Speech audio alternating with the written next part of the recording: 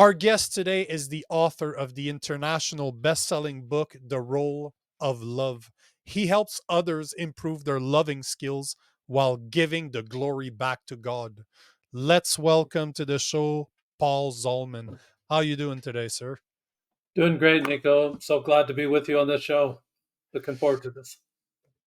Well, without further ado, what is the most important lesson you've learned and how did it change your life? Nico, that's a great question, and I appreciate that. Probably the most important lesson I learned was about 15 years ago. I was single at the time. I'd been dating someone, and now it was time for Big Brother approval. I'm number 10 of 11 children, and my father only had 11 children. His father had 19. I have 8, so my children are only having 3. I don't get it, Nico. I don't know why it's dropping off. I want more grandchildren. Anyway, so it was time for me to have Big Brother approval for this woman that I was dating. I was serious about her, and I took her north 300 miles from where I live. We went into my brother's house, and the first thing that happened, my sister-in-law pulled her aside and said point blank, the only emotion that the Zolman family learned growing up was anger. At first I denied it, said, and it made me mad. And I thought, I've been nailed. She exactly said, I verified exactly what she said. And I realized that if that's the perception of the Zolman family, I had an opportunity right then and there to change that perception. I realized, Nico, that this had gone on for generations. That the effect of it was that we're stacking annoyance on top of annoyance on top of annoyance until you got to that point where one straw would break that camel's back. It could be something very simple, but you'd be annoyed and have this flash of anger. Go back down, and it starts the cycle all over again. Start getting annoyed. That's the cycle I wanted to break, and that event actually helped me break that cycle. I started studying more about love and about the love languages, wanting to distance myself from that angry childhood. That event changed my life forever. What I created was a cube that has the love languages on it. Each side has a love language on two instructions. First instruction, you roll the die every day. The second instruction is that you practice giving away whatever love language you roll that particular day. You give it away all day to everybody, not just your significant other. Creating this when I was single was perfect for me because I said, Dr. Chapman, who in the heck am I supposed to love? I don't have a significant other. So it just became that I had to love everybody. It was perfect because that was a character. I needed that consistency to have that character change, to change that fabric of character so that I could be a better person, start sending love out. So within a 30-day period, Nico, I was starting to focus on now what's right about that person. What can I love about that person?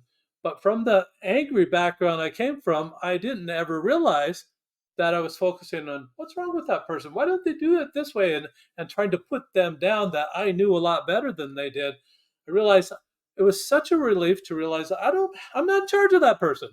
I don't have to make decisions. I don't have to give them advice. I only have in charge of how I send love out and how I respond to it. I don't have to manage their life for them. It was such a relief to draw that boundary. One of those attributes of the angry family was there are no boundaries.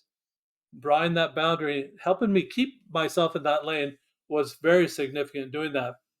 So over a 30-day period, I learned all 5 love languages. I became what I like to call a love language linguist. For all you men out there that are listening to this, and you, Nico, as well, that's a sexy title. You want that title. Go get it. It's yours for the taking. Just learn all 5 love languages to give it away. That gives you that peripheral vision to be able to see it now when it comes your way and respond appropriately. I was so busy, Nico, at looking at what's right about people, I forgot to be annoyed. It totally set apart that anger, didn't have it anymore. I didn't even have any disposition, let alone any time to be angry anymore at all. That significant change happened because of that, just that epiphany that I had at that moment when my sister in law said and declared my family an angry family. I wanted to change that. I've been very successful in doing that. I had to create my own tool to be able to do it. But this tool, I thought maybe it'll help a lot of other men. Maybe there's other men out there that also want to change, even from any event, even if it's PTSD. Set that event aside, start focusing on something different, magnify or focus on what's right, what's good about life, instead of those events in life that were traumatic. It'll help and change your life as well. So for the listeners that for the men out there that are listening to this, and you know how men love is not necessarily the things that stick the best together. It's not, it sometimes is. Let me put it this way. I gave a lot of free hugs in my past. I've given thousands and thousands and thousands of them, and it's weird for a guy to give free hugs to people. Most people looked at this and they're like, "Well, that guy is really weird." But I've understood that giving love to people is free, and it changes people's lives by doing it. Now, that being said, I understand that not everybody's comfortable doing that. But what would you say is a step that the men out there could use to go into that direction to really start giving more love for free, but doing it consciously? Like really going out there every morning and say, this is going to be something I'm going to do all day. I'm aware and I'm going to make sure I do it. Great question, Nico. And I love that question. What the diet did for me is each side has a different love language on it. So whatever I rolled that day, that was the subject or the purpose of that whole day. And what I was watching for is for people to light up. When they lit up, I knew that I'd discovered what their primary or a secondary love language was. No longer did I have to say to that person, excuse me, could we pause this relationship for a moment while I have you take this survey so I know how to love you? And a survey like that, it's awkward, Nico. And who would do that? A survey kind of puts a person in a box. Yeah. And when you're in that box, it's like, Nico, I know you love the words, and I know you like the praise of all that, and so I'm going to feed you tacos every day for the rest of your life. You're not going to get any variety. That's all going to be the same kind of taco.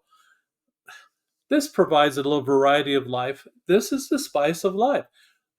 Expecting or sending out love in a lot of different ways not only refines you on how you send it out, but it will lift that other person. When you've lifted another person, you've helped them in a way that is very satisfying for you.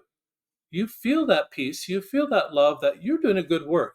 You're doing what other great men of the earth have done, and that's what you want to do. I mean, it's who you are. You're refining yourself in a way that puts you on a different level than a lot of other people that are still looking at the negative things of life, looking at the negative things of people. I realize that maybe the negative parts of people is maybe 10, maybe 20%. All the rest is really good. People might have faults and other things. I was focusing on that 10 or 20%. This paradigm shift I had changed that. Now I'm looking at the 80 to 90% of what people are doing. I have zero time to be annoyed. I have zero time to look at their faults. I'm watching for what's right about that person. Do it every day. Beautiful. That's beautiful stuff. I'm really happy that you came on the show. Thank you for sharing your knowledge. If for the listeners, for the men out there, if you like what Paul is saying, what he's talking about, make sure to check the description of the video because all of his contact information is going to be their website, social media. Maybe you need to get a dice. Who knows? I know you sell them. I know you're going to sell them somewhere. So look at the description below, hit him up, find him. And if you like the show, obviously you need to like, you need to comment. Even if the comments are not good, it's all good. And make sure to share. And I tell you, until next time.